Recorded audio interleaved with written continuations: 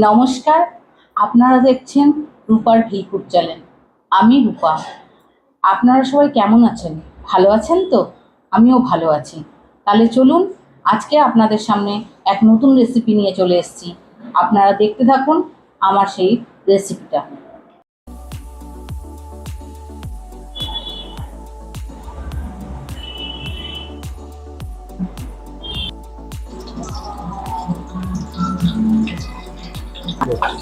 এই যে দেখুন, মাছগুলো আমি এরকম হালকাভাবে ভেজে নেব।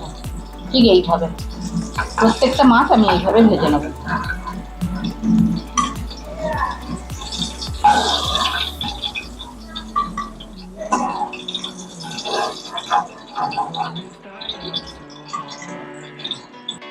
আমি দিয়ে দিলাম একটু কালো জিরে,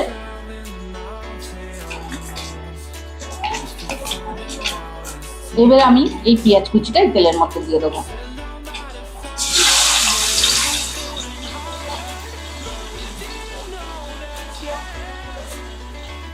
আচ্ছা, এই পেঁয়াজটা ভাজার সময় এর মধ্যে আমি একটু নুন দেবো, পেঁয়াজটা যাতে একটু নরম হয়ে যায়। দিয়ে দেবো কাঁচা লঙ্কাটা।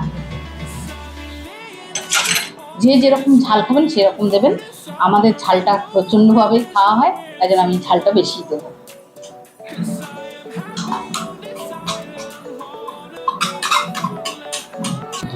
আচ্ছা, এখানে আপনাদের বলে রাখি, আমি পেঁয়াজটা কিন্তু লাল করে ভাজলাম না, হালকা ভাজলাম। কারণ পোস্ততে পেঁয়াজটা হালকা করে ভাজা থাকলে মাছের সঙ্গে যখন মুখে পড়বে তখন ভালো লাগবে খেতে। আচ্ছা, কাঁচা লঙ্কাটাও আমি বেশি ভাজলাম না, কারণ পোস্ততে কাঁচা লঙ্কার গন্ধটা খুব সুন্দর যায়, তাই আমি হালকা করেই ভেজে নিলাম কাঁচা লঙ্কাটা। এবার আমি এর মধ্যে দিয়ে দেবো আদা রসুন পেস্ট 2 চামচ মতন। এই যে দেখুন, আমার আদা রসুনের গন্ধটাও চলে গেছে। এবারে আমি এর মধ্যে টমেটো পেস্ট অ্যাড করব।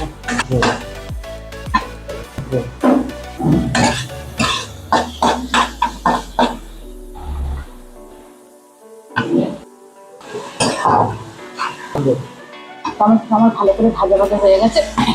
এবার আমি এর মধ্যে কিছু মশলা দেবো, সামান্য কিছু মশলা। সেটা হচ্ছে দিয়ে দেবো ধনেপাতা কুচি,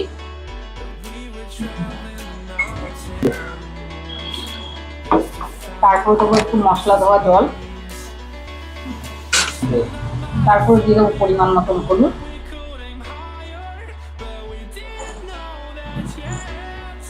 দিয়ে দেবো পরিমাণ মতন আমি বলতে ভুলে গেছি, প্রথমে দিয়েছি পরিমাণ মতন নুন, এবারে দিয়ে দেবো পরিমাণ মতন হলুদ।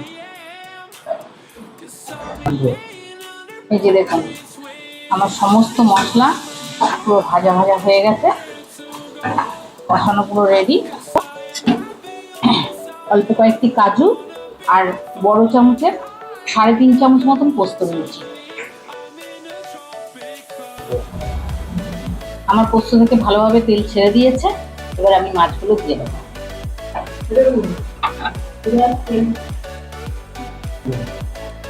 যে মাছগুলো আমি এবারে দিয়ে দিলাম, এক এক করে সুন্দর করে মাছগুলো সাজিয়ে দেবো।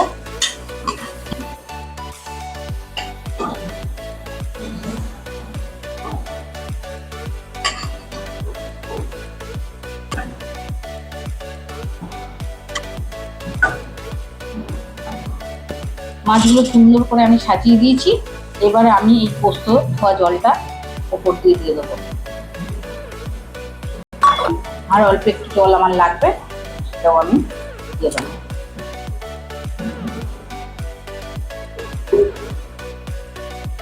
মাছটা পুরো রেডি হয়ে গেছে, আপনারা দেখতে পাচ্ছেন।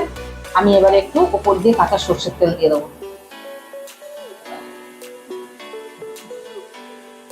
তো আমি কিভাবে রুই পোস্ত বানালাম, এইভাবেই আপনারা বানিয়ে খাবেন।